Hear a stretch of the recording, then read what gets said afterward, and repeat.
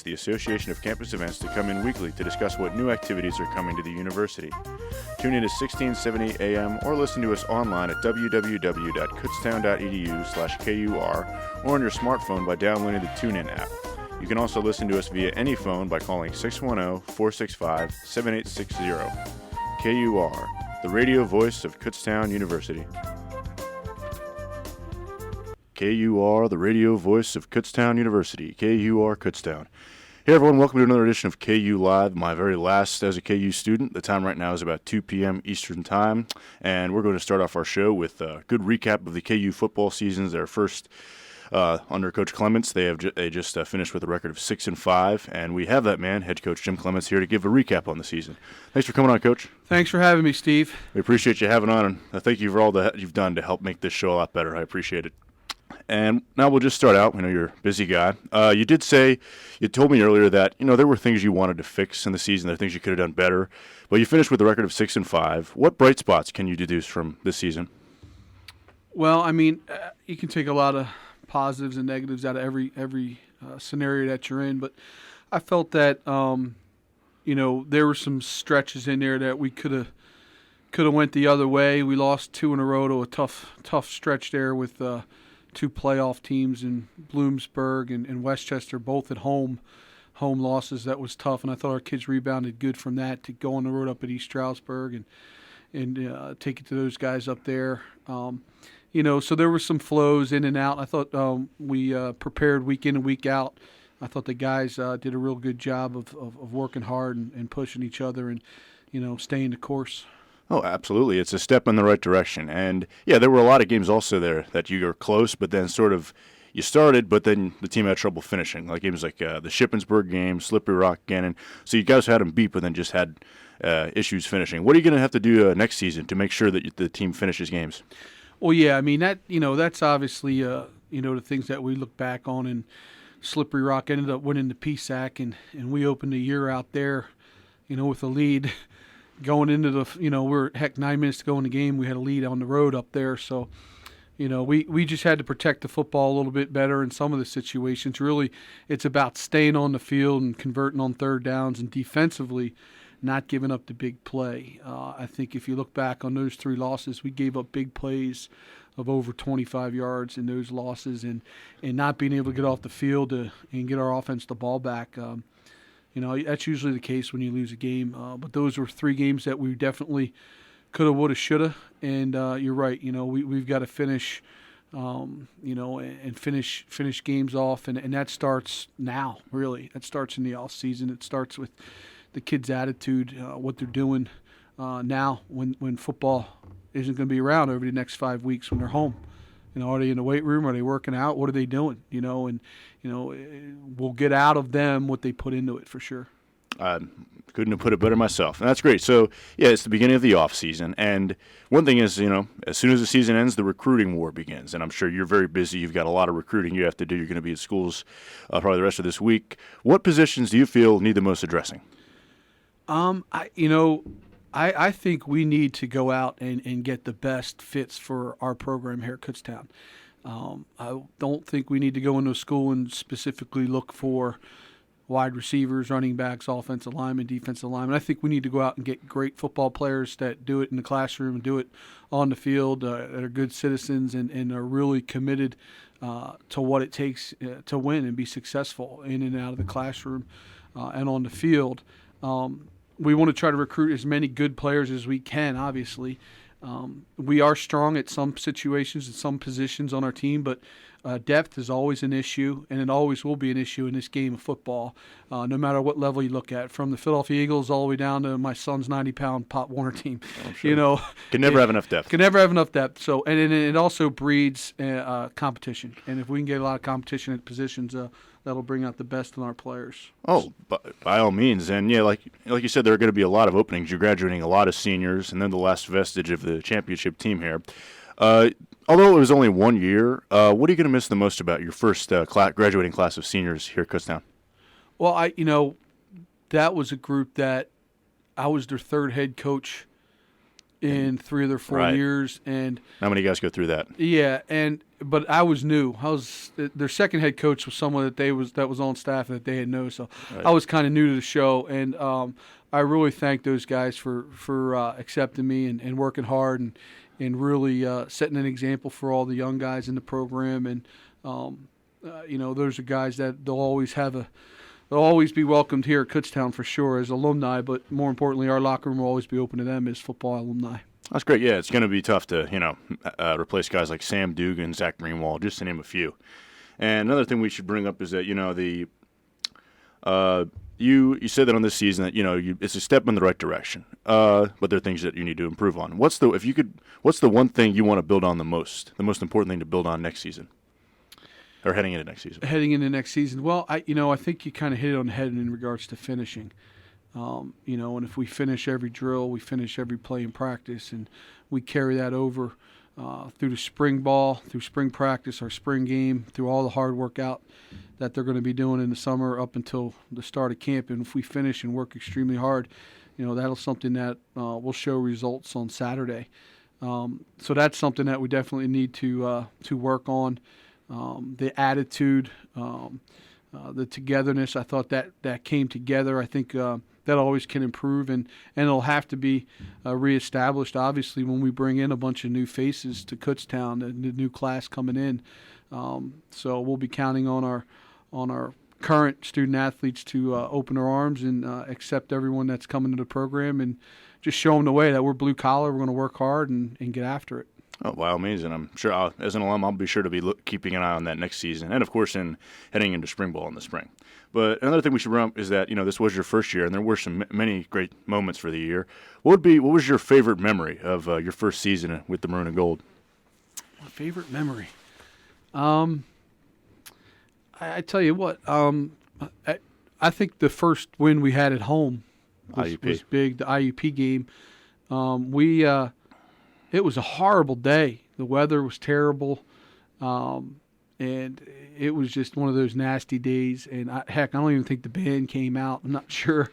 It wasn't that crowded, and it was our home opener, and it was just I guess from a fan's perspective, it wasn't a great day to come out and watch a game. But we made sure that the rain and the wind and the bad weather was going to be a factor in that game, but it wasn't going to be a factor for us as players and as a team. And I was really proud of the way we came out and battled and forced some turnovers and took care of the football.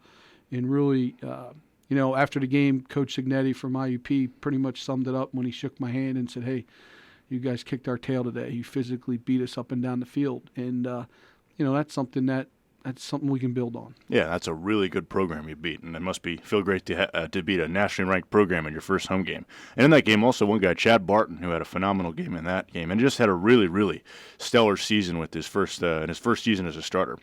How proud are you of him that he was able to, just come in like that and play so well in his first year as a starter? Well, yeah, I mean, Chad showed a lot of poise throughout the year, and we were really happy with how he went about his business and really kept a level head and was able to move our offense up and down the field. We were pleased with Chad for sure. And he had it tough. I mean, he was battling out with a couple other quarterbacks there and really didn't know where we were going to go after last spring, and it continued over in the camp. So it was kind of an open competition, and it was that way the whole year, to be honest with you. And he just once he got it, he didn't let it go, and I thought he did a really good job at times for us. That's great. And I believe he has 1 year of eligibility left. Has he confirmed whether he's going to come back or is he going to graduate? Yeah, I mean, as far as I know, he's going to be coming back to play. He's going to definitely be back. So he'll be working hard with all the guys and, excited to see what happens in the spring game and spring ball. But he knows it's going to be an open competition with the other guys that are still here too. There's not a position that's going to be safe for anyone, and I think our team understands that, and that's what I want to have. I mean, that's what I need. That's what we need as a program, to have competition every day in what we do. That's how you avoid complacency. You don't grandfather anybody into it. I like that. And you said you told me before when we talked before the newspaper, I quoted you in the newspaper. You said that, winning championships is what you're here to do. So you've made a step in the right direction. What's it going to take to get back to the PSAC championship and ultimately winning one? Yeah, it's an extremely tough league. There's a lot of factors that are going to go into play. There was a lot of factors that went into play for Slippery Rock this year to win the conference, and so I mean it's going to take a lot. It's going to take teamwork. It's going to take dedication and a commitment by our student athletes, but first and foremost, a commitment to each other. And I think that's what really builds and bonds a team. It's not always the team with all the best players. It's usually the best team that wins the conference. Agreed. And that's what we're trying to build here is a really good, consistent winner that's going to work hard and get after it. And I think we have the start to that here. I think we're at a beautiful location, and it's a great school. I can't see why you wouldn't want to come to KU to get your degree and play some great college football. Yeah, in case any professional recruits are listening, you heard it from the man himself. Come to Kutztown. And one thing I just got to bring up, two guys that, they were seniors, and they were both preseason All-Americans, Zach Greenwald and Sam Dugan, just two phenomenal football players and even better people. They are, they kind of were leaders on the field. Everyone looked up to them. How tough is it going to be to fill the void that they've left? Yeah, and that's going to fall directly on the players that are in the program now. It's never easy replacing anybody, but especially, two players of that caliber and experience. They played a lot of games. They played a lot of football for Kutztown over 4 years and had a ton of tackles that we got to replace. So, yeah, I mean, the young guys are looking forward to their opportunities, and I'm sure the young guys coming in the program see it as an opportunity to try to go out there and who's the next one going to be? That's right. Who's the next Who's one? the next Zach Greenwald or next Sam Dugan? Yeah, they were really a huge part of the defense. They only gave up around 20 points a game. The only outliers there were a couple games where there was a little more points were allowed, and it was a shootout. And I know, as a fan, shootouts are fun to watch, but coaches, they hate them. What do you have to do to avoid, working with, of course, Coach Pennypacker, to avoid shootouts happening more common next season? Well, again, it goes back to, what we look to do as a team is get off the field as a defense. The more opportunities our offense has with the football, the better it's going to be for us on the defensive side of the ball. You can look at the Eagles, for example, and Chip Kelly and what they do. I mean, it's very similar. It's a similar offense. They're about, it's not about time of possession as much as it is about opportunities. How many snaps do you get? And if you can get 20 more snaps of offense, per game, your percentages of scoring the ball are going to go way up. And the less you're out there playing defense, the percentages are going to go way down for your opponent. So, again, they go hand in hand. So it's not just going to be about, what can the defense do to keep us in shootouts. And heck, the offense has got to pull their weight and score some points. And special teams has got to be a huge factor, and which is usually the case. Right, it's a law of averages. I like that. The more opportunities you have to score, the better. And offenses, they did, of course, pull their weight for the good number of the season. They averaged over 30 points a game. And to my knowledge, you're having, I believe, all your running backs are coming back, and almost pretty much all of your wide receivers are coming back with your quarterback. How far do you think this offense can carry your team? Yeah, we do graduate Brett Oh, Fox, right. who's With the a exception player of him. for us. But we do have some running backs coming back. All of them, all three guys that played for us last year, plus a couple that were injured, and then some redshirt guys that look really good. So, I think at the skilled positions, and again, Chad coming back with some competition at that spot, I think that's going to be huge. I think the biggest question mark, and really to see where we continue on here as an offense, and more importantly as a team, is what we're going to do up front. How are we going to replace some guys up front on the offensive line? To me, that's the big part. We got to be dominant up front. We've got to really turn it around, and I think the guys are working hard for that. And there's going to be a lot of opportunity for a lot of young guys and some guys that haven't played a lot, in the past year. So it'll be exciting to see in spring. Oh, by all means, yeah. The offensive line has a couple holes to fill, but I'm sure that you've got plenty of depth, and recruits are coming in. That should be no problem. All right, Coach. No problem. No problem. I know. It's always a problem. I'm sure it is. But I'm telling you, it's if we can clean that up, if you win the game, you win the game of football in the trenches. So Yes, our offensive line and our defensive line, we're going to go as far as those guys will take us. Right, and you've got a majority of all PSAC players that are up front that won those awards. That's got to be Yep. great. All right, Coach, well, I understand you have work to do. You have to go see the documentary, and I can't wait to see that myself. But I want to just say on the air, thank you very much for coming on my radio show, especially, with your busy schedule, and we always enjoy having you on the show. Steve, thanks for having me. You've done a great job, and can't wait to see where you go from here. Oh, thank you. Don't worry, I will never forget your roots. We'll never forget your old KU. Go KU! All right, thank you very much, Coach, and stay tuned for more KU Live.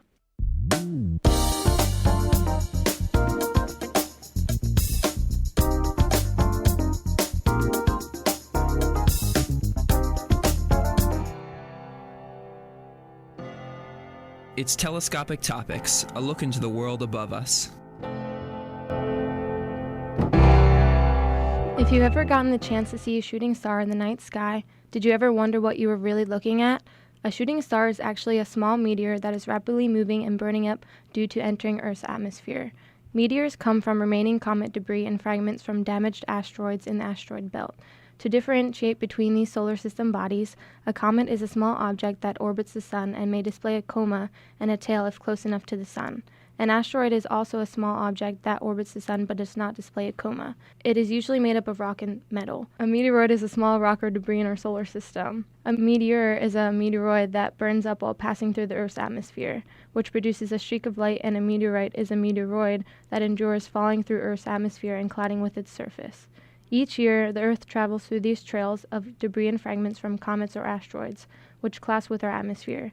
Here they shatter and create the bright and colorful rays in the sky, which we know as falling or shooting stars. Put a bunch of these shooting stars together and you get a meteor shower. During a meteor shower, meteors emanate at a spot in the sky on a specific date every year due to Earth passing through an area of particles at the same location in its orbit. The shower is named after the constellation where the meteors radiate at. The specific meteor shower that I will discuss occurs around August 12th and 13th every year. This meteor shower gets its name from the constellation of Perseus. The Perseids are known as the best meteor shower of the year, with up to 100 meteors per hour and a meteor velocity of about 37 miles per second. Perseids leave long paths of light and color as they shoot across the Earth's atmosphere, and also contain fireballs, which are even brighter and larger bursts of light and color. The Perseids are best observed in the northern hemisphere around late evening or before dawn. The creation of Perseids derived from the comet 109P Swift-Tuttle, with its comet particles colliding with our atmosphere every year. This comet takes 133 years to orbit the sun one time. So the next time you look up into the night sky and see a shooting star, you'll now know what it really is, in short, a shooting meteor.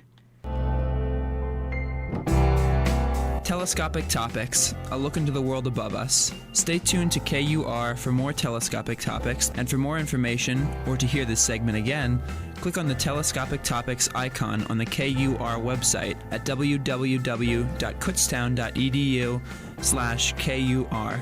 Telescopic Topics is a production of the KU Physical Sciences Department and is recorded by KU astronomy students in the studios of KUR. Thank you for listening, and we'll see you next time.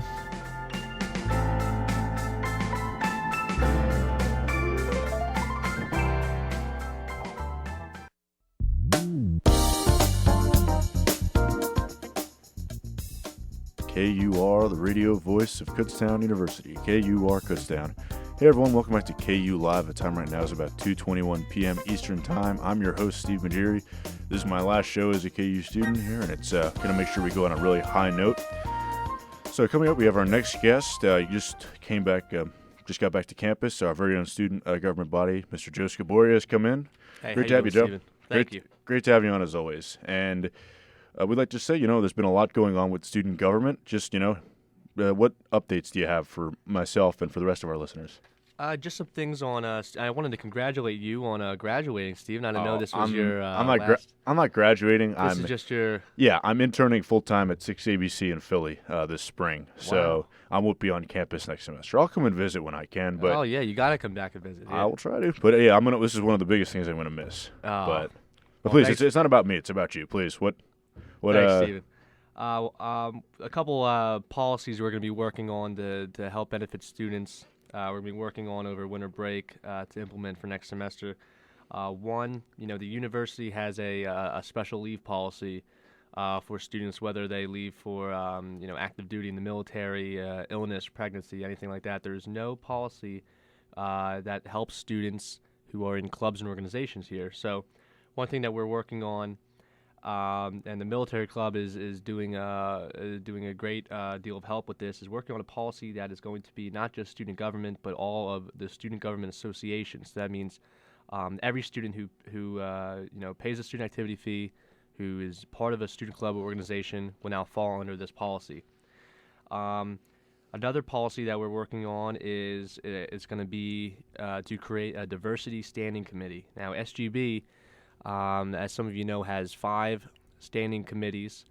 Those are UGC, off-campus, RHA, Rec Sports, and ACE. And we really feel like a lot of clubs who fall under that category of diversity, they want their voices heard, they want their issues brought to the table at the Tuesday general meetings, and we want to give them a voice. And they're really, they came to us and they said, we fall under this diversity category. Are we able to form a standing committee? So I think this is a good time to do that, and we're going to be working on that over winter break. But that's great. And one thing you mentioned about how with student activity fee, it's just come to my attention that the student activity fee is going to be increased, yet funding was cut on a lot of organizations. What are your thoughts on that? What do you think what that extra money is for if the extra money towards the student activity fee isn't going towards our activities and organizations? Yeah, I mean, I was a strong proponent of raising the student activity fee, and it's being raised $5 from $122.50 to $127.50 for a student, and we have a 3% decrease in enrollment that we're working on. We also have a 3% increase on tuition. Now, a lot of these clubs, because SGB, this is the time of year where we have to look at how much money we're given, and it's very difficult decisions on where to cut from. And a lot of these clubs and organizations are bleeding, Stephen. They really can't work with how much money they're given. So the thing is, if every student pitches in to the pool and pays $5 extra on the student activity fee, from an aggregate perspective, that adds up to a lot more. Oh, yeah. Instead of trying to have them always go out to, fundraisers, because sometimes that doesn't work. I'll admit, organizations, we ended up hemorrhaging and losing more money trying to create fundraisers like that. Yeah, so this way it'll benefit all students here. Kutztown University, we pride ourselves on having, somewhere between 140, 180 student clubs and organizations.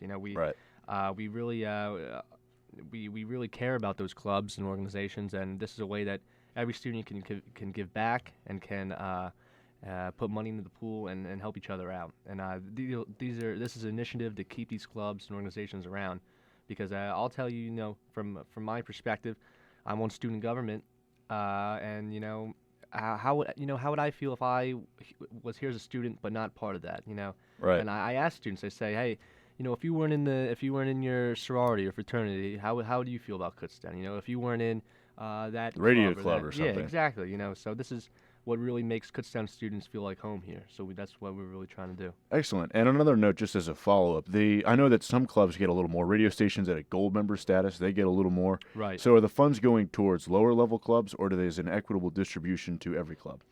Only gold level, because there's maroon and gold. Gold are the only clubs who do receive money. You can qualify through submitting your constitution of your club. I'm not saying every gold member, every gold club gets part of the budget, but they can submit for allocations, and it goes through a process with the Treasurer's Committee, Budget and Finance, and then we look at how much fundraising they do, their constitution, the structure of their club, and if it's really worth the investment. Exactly. Yeah. Okay, that's great to know. Good to know. And so you mentioned before you came in that Berks County DA John Adams came in. What did you speak about with him?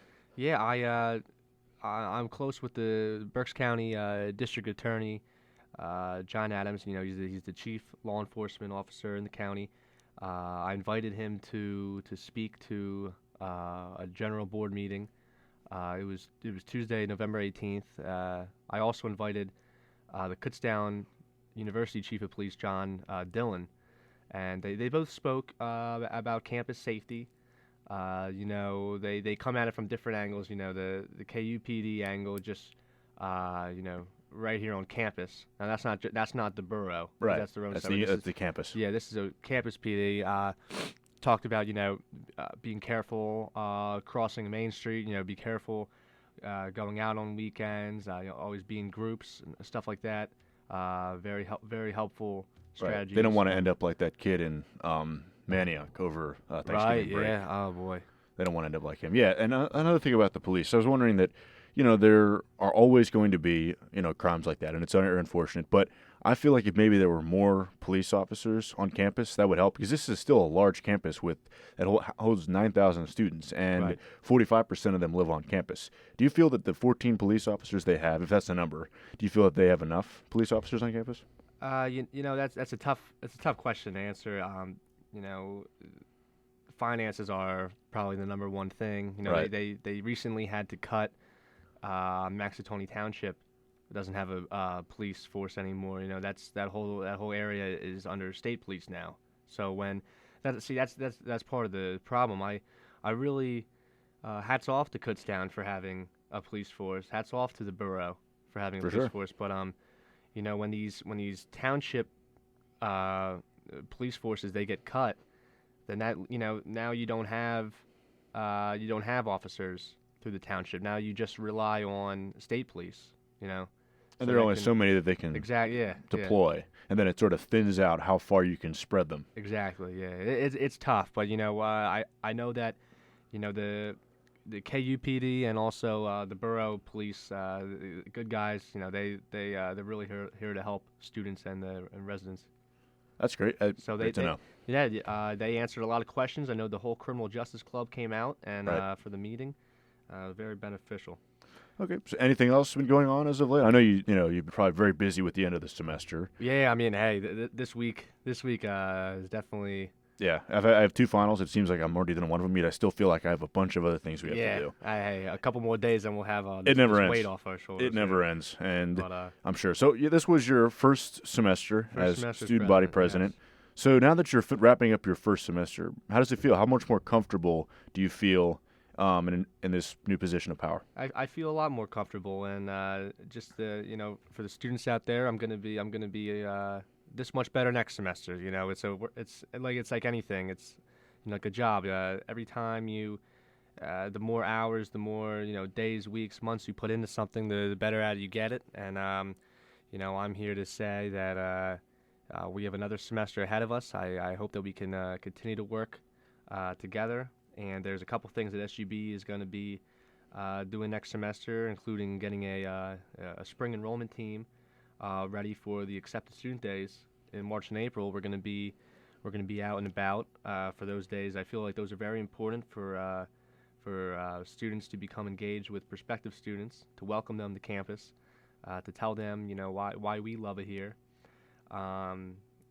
Also, I know we just hit on this, but we did end up passing the preliminary budget on last Tuesday. So what that means is that the budget now goes to the KUSSI Board of Directors for approval. That meeting's in January, so I'll be back here for that. And then after that, it gets sent to Dr. Vargas, and he has the last signature on it for the 2015-2016 year. So for his approval. And another thing about we'll keep you updated on that. For sure. I'm sure my producer will keep up alerts with that. Another thing is there was an issue, as I'm sure you received. There was an email was released by the university, and it was on the presidential search update. Oh, yes. Yes. Apparently, and I have the sheet right here, what happened was Dr. Quinn, who is the faculty union president, was on the board for selection and felt there was that the whole union circumvented all the policies as far as making a good selection process without discriminating against anybody. What are your thoughts on this whole issue as a political member of the university yourself? Well, I am the student representative on the presidential search committee, and I'm not only committed to the 9,000 students that I represent, and also the 33 student representatives who I lead, but I pledged confidentiality to this, and I really they're going to handle it the way that they feel. I know the chair of this search committee, Jack Wabi, he's doing everything that he can to make sure that this search continues in the right direction. And hey, Stephen, we all represent our different constituencies, but we're all looking for the best leader of Kutztown University. And We are. this isn't just as a student. This isn't just for my senior year. This is 5-10 years down the road. We all want our. You want to plan moves ahead. We want our school to be worth something someday when we're out in the future. We're alums. So do you believe Dr. Vargas he believes he is a good enough candidate heading forward? Because I believe he is. Yeah, I've gotten the opportunity to work with Dr. Vargas the last year or so, just with being affiliated with student government, and this semester from one president to another, and he's a man for the students. He's always there supporting us, and Very collegial. yes. So I wish him all the luck, as I do with the other candidates, and like I said, we're looking for, when it comes down to the 15 members on this presidential search committee, we want what's in the best interest for this university moving forward. Right, and I understand that Dr. Quinn, he was removed from the board, and I know he was acting in the best interest. He did breach. What happens is, according to the release here. Yes, he was removed from the committee, and he now has. He was replaced by another APSCUF union representative. Right, he breached System of Higher Education Policy 1983/13/A, which is, and I quote, provisions. Hey, I'm reading off this. I don't remember that. Provisions that all participants in our search process have been well aware of from the beginning of our effort. Okay, he moved from the committee, and he hasn't named who the alternate will take his place, but that may be released as the next few days. But why do you think he felt to act as a whistleblower in this?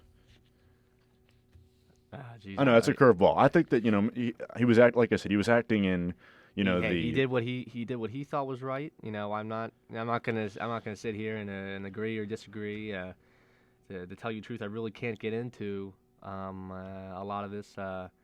Understandable. It's very confidential stuff, and there's a reason why it has to be confidential. And I know, because he broke a rule by breaching the confidentiality. Exactly. Yeah. So I see. All right, I understand that. Either way, I'm sure that the situation will work its way out, and I'm sure they'll find the right man. And as the student on the search committee, I can tell the students right now that we're moving forward with the search. We have our location that we will be interviewing the presidential candidates. Throughout winter break, throughout the spring. It's still early in the process, but we're going to get there, and we're going to find the best leader to head the university. You never really are off the clock, are you? What's that? You never really are off the clock. No. I don't punch in or out. That's great. But I enjoy what I'm doing, and this really is great. Another thing we could hit on real quick is, please do. Take it down. Since we got on here before, there's been the election.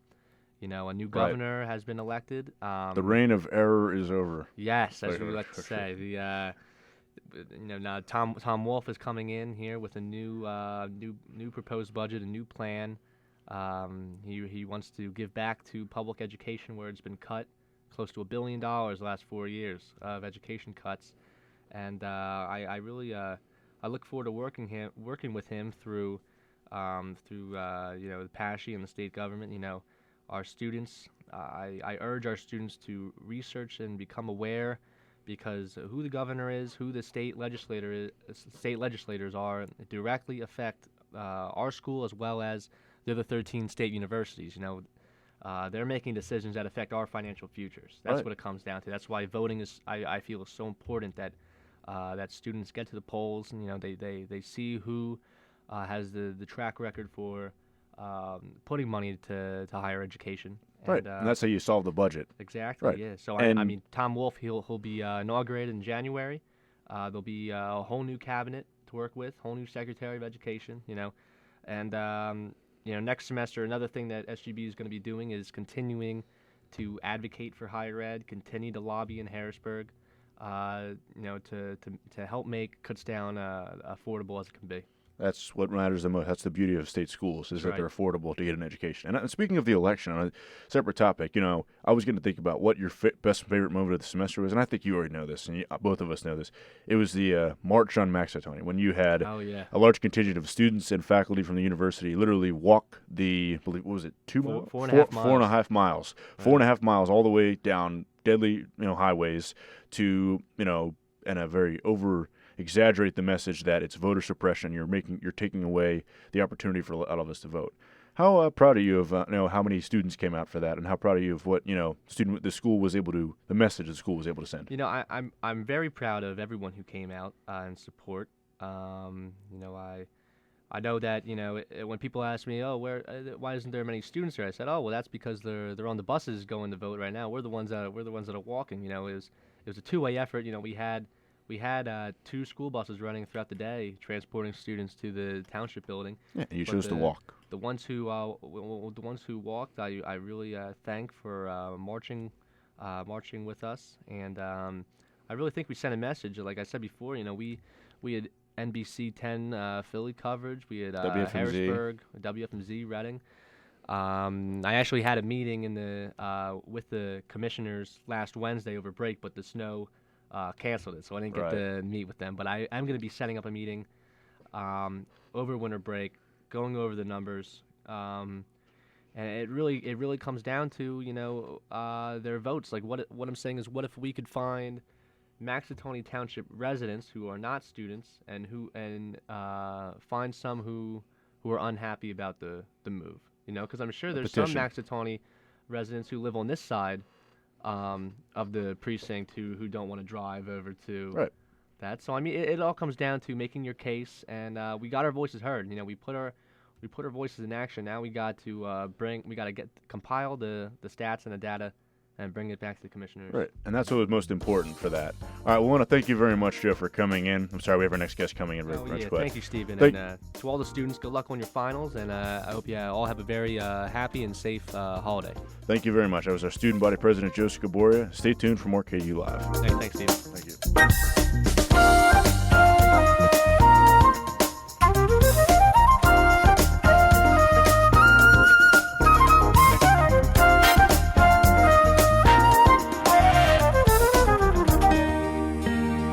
You can make a real difference this holiday season to families in need. I'm State Senator Judy Schwank with a Pennsylvania Moment. Donate packaged, non-perishable food to your local food bank, or donate cash that the food bank can use to purchase food. It can make all the difference to families struggling to get by. For a list of food banks across Pennsylvania, log on to feedingamerica.org. I'm State Senator Judy Schwank with a Pennsylvania Moment. Looking for exceptional research and fieldwork opportunities? The Chincoteague Bay Field Station is an environmental education facility located on the eastern shore of Virginia. We offer a variety of college courses each summer ranging from geology and biology to literature and marine science. For years, Kutztown University students have come to the field station to participate in cutting-edge research and gain practical experiences that help them secure a job in their field. Find out how you can get involved today at cbfieldstation.org. That's cbfieldstation.org. Everybody's talking about it. Stories. We love stories. Uplifting stories. Stories that challenge us. Stories that make us cry.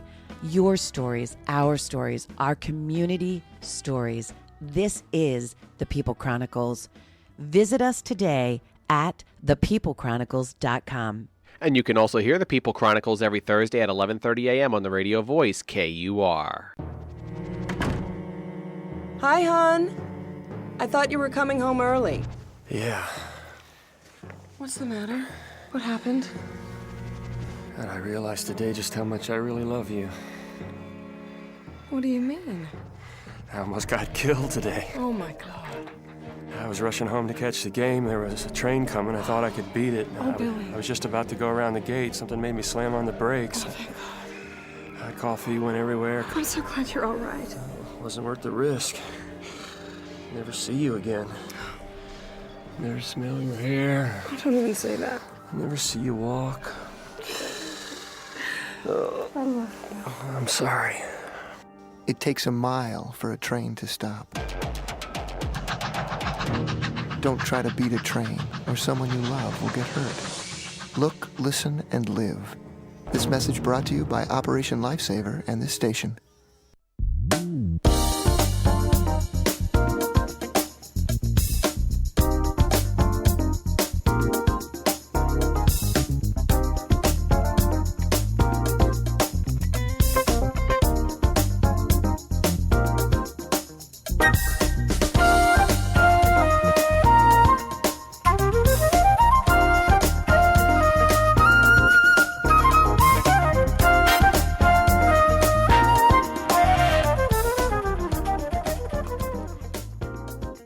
KUR, the radio voice of Kutztown University. KUR Kutztown.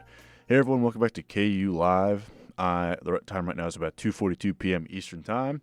I have just spoke with our student body president, Mr. Joe Scoboria, to give his recap of what he's done in his first semester, where I can't say enough about how great he's done of a job he's done in his first year. And this guy, he was elected as a sophomore, and do it, at such a young age, and to take such a leadership position like that is just going to really speak volumes when he's, out in the world, starting his career in politics. But we've got a follow-up now to a guest who came on earlier in the semester, an alum named Mr. Kendall Emmerson Ross from out in Scotland with all the issues with voting in Scotland.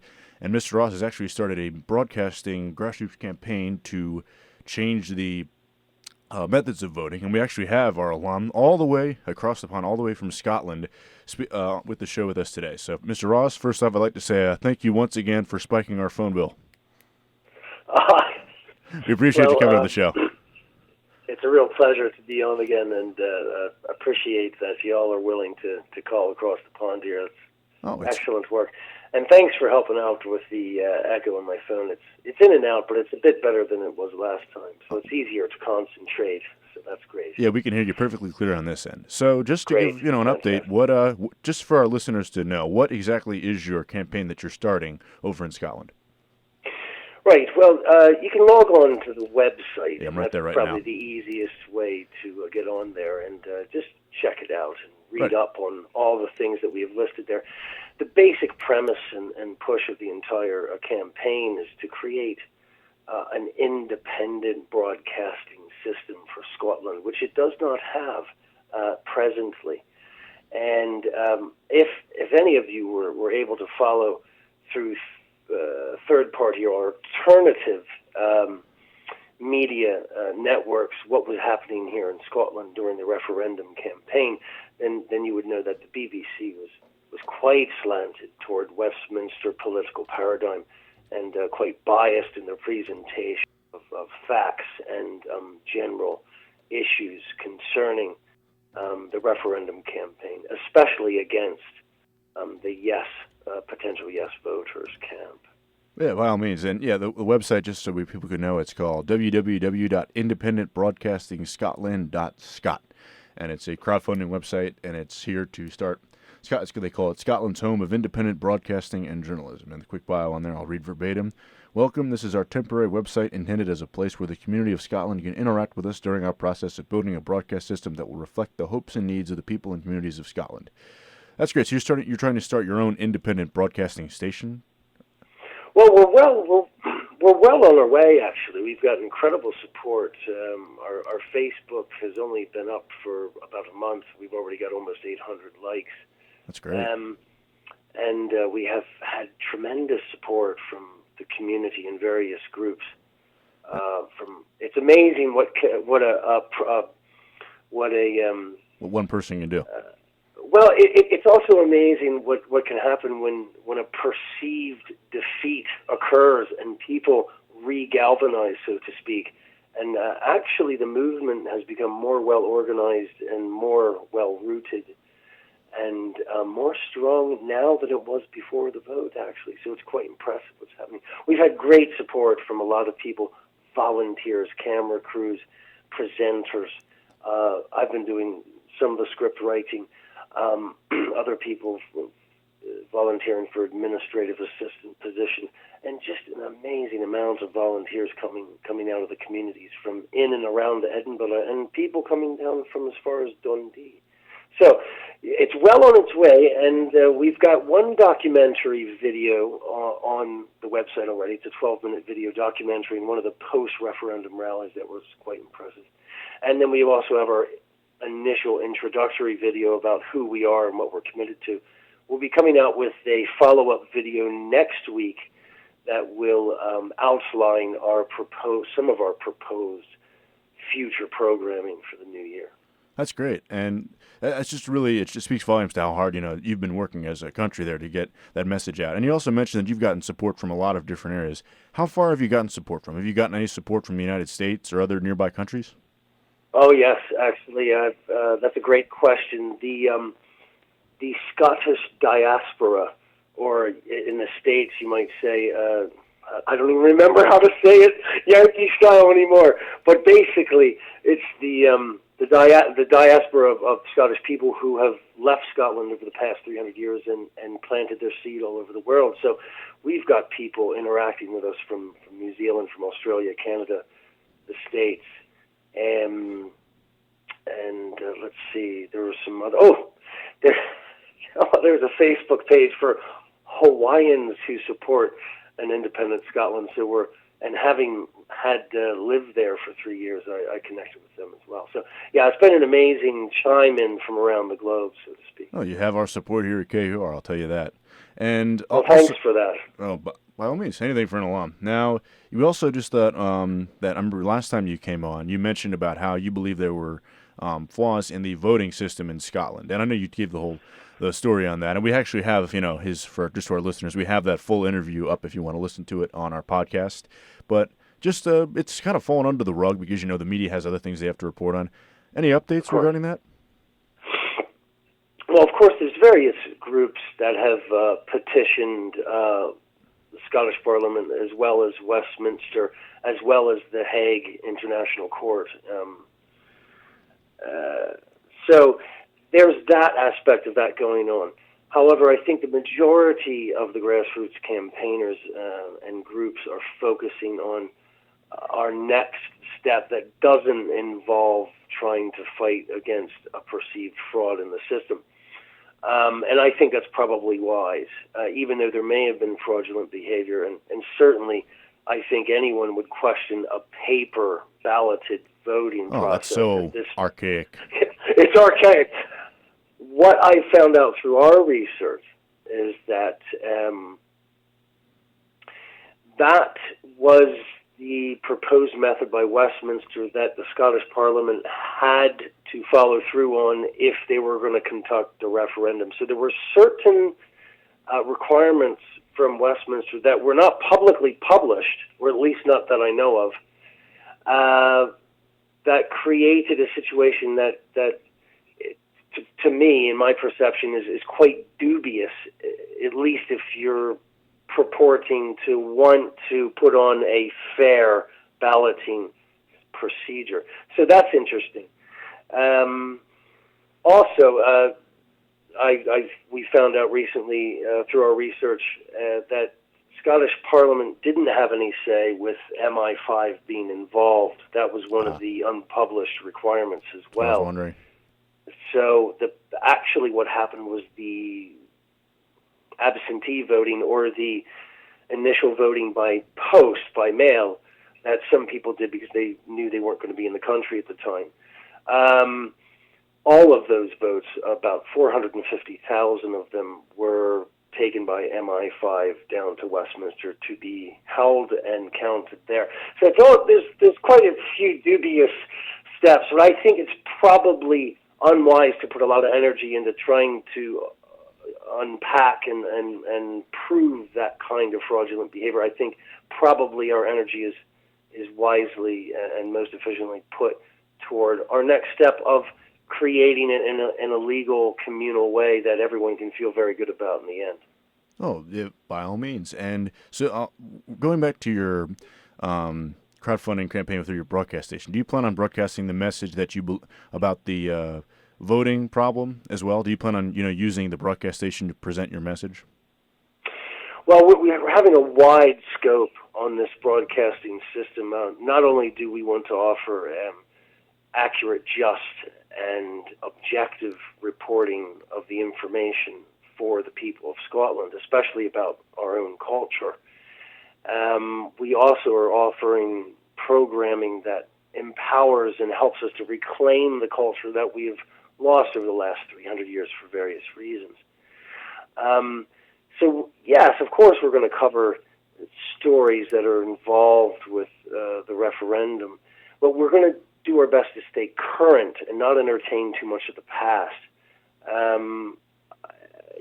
Certainly it's not going to be one of our main focuses to focus on fraudulent behavior. Now, if new information comes to light, of course, we'll cover it as a current event and we'll investigate it from there. But pretty much, I think we're not going to spend too much time on that aspect. as much as just empowering our communities and culture to get together and form alliance with each other so that we can. Here's an interesting thing. The SNP, which is Scottish National Party, increased its membership from approximately 20,000 people to now almost 100,000 in the last 2 months. Now, what that means is the Scottish National Party is now the third largest in the entirety of the United Kingdom. Wow. So the tactical voting process that's available to us is that if all the parties that wanted independence choose to vote Scottish National Party, which it looks like everyone will do, then we can go down to Westminster with 54 seats for the Scottish National Party, which is unheard of. So there's a major political threat there that's brewing for the general election in May 2000. Oh, so you're very busy around there. So, wow. Yeah, we're busy. We're busier now than we were before the referendum. I'm sure you are. Which is all right. Well, I think I should let you get back to work. But thank you very much, Mr. Ross. It's a pleasure to speak to you as always. It's really a pleasure to speak to you. Thanks for having us on, and continue to plug our website, and any funding that could come in would be greatly appreciated. For sure, it's called Sovereign. It's www.independentbroadcastingscotland.scot. Thank you so much, and all the best to you and yours there at KUR for this holiday season. Same to you, my friend. All okay, right, we'll be right back with more KU Live.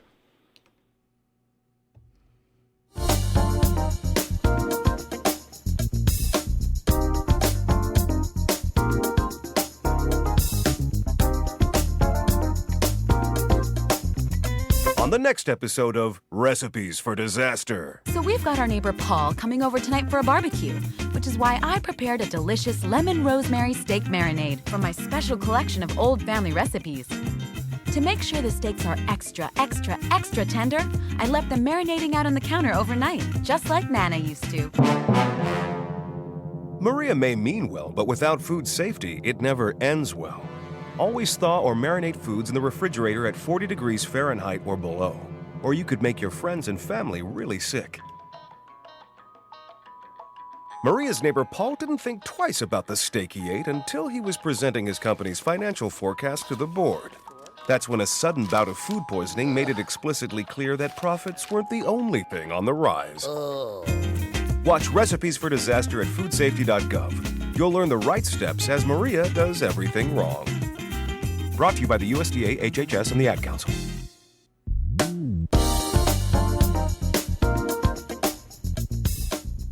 KUR, the radio voice of Kutztown University, KUR Kutztown. Hey everyone, welcome back to KU Live. Time right now is about 2:56 p.m. Eastern Time, and we're just wrapping up my final show. We just had our very own, oh, here we go.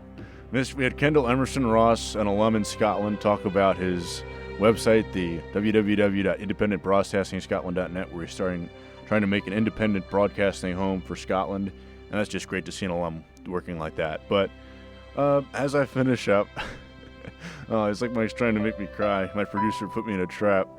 I just want to say thank you to everyone who listened. It's been a pleasure. This is the last broadcast I think I'm actually doing in my whole time here. And this is one of the things I'm going to miss the most when I'm out and about in the real world. But the skills I've learned here have really helped me immensely in a way that I can't even put into words. This got me an internship at More FM last summer. And my skills here has also helped me get an internship this spring at 6ABC in Philadelphia. And I'm going to definitely take the skills I've learned from here to go there, because I've always said that, and I'll always hold true to this, that classes teach you the requisite skills, but the clubs teach you the nature of the business. And that's what I learned, is how the radio business worked here. And I want to thank my producer right now. This is about me, but this show wouldn't even be possible without Dr. Mike Regensberger himself, an honorary doctor. I feel like he should get a PhD for what he does, but I want to thank you very much for your help.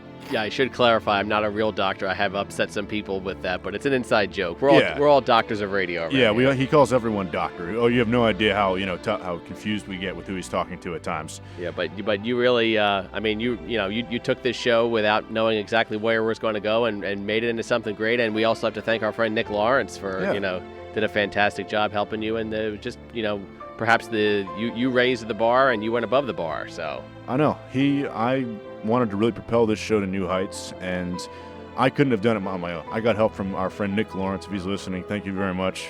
At WEEU in Reading, he came in and really helped me become more of a personable and relatable host to the community and expand our scope of discussion, because that's what makes a better talker. This is like I'm such a smart ass. Oh, you are. You're telling me. Oh boy, this is like something from a. I do this to every host that leaves this show, by the way. Okay. Yeah. Oh, good. Oh, I'm not No, special. you're not. Yeah. But well, you're all special. Yeah, I know. It's I have to just say that this has been, again, just an unbelievably ethereal experience. I really learned. I really like to make the show have structure and not make it just about interviews. I want to speak to our guests. We've gotten a lot more people to call in. And we've really expanded our listeners, and that's what really matters the most. We want this to be more about than just the community issues. And we want it to be about, the rest of... I might just cry. I might cry on the air. But we're trying to make it expand to everyone, because it's about the students, too. We want the students to be able to voice their opinions, and this is a great forum for that. And I'm sure that whoever comes on next is going to really keep that trend going. Nick will be here. And I really want to, just say thank you to everyone. This is the last time I'll be on the airwaves here. I finished my last newscast last week, did my last newspaper before that, and now this is it. I get to end with radio. And there's something I'd also would rather end with than the radio station. And I just say I will be taking my talent, the skills I've learned to go intern at 6 ABC in Philadelphia. But I'll never forget this little radio station in the bottom of the McFarland Student Union building. And I just want to say to everyone, thank you very much. I wish you all the best in your future endeavors, and be sure to always tune in to KU Live, no matter who the host will be, and always continue to thank you for your continued patronage of our station. For the last time, this is Steve Maugeri signing off.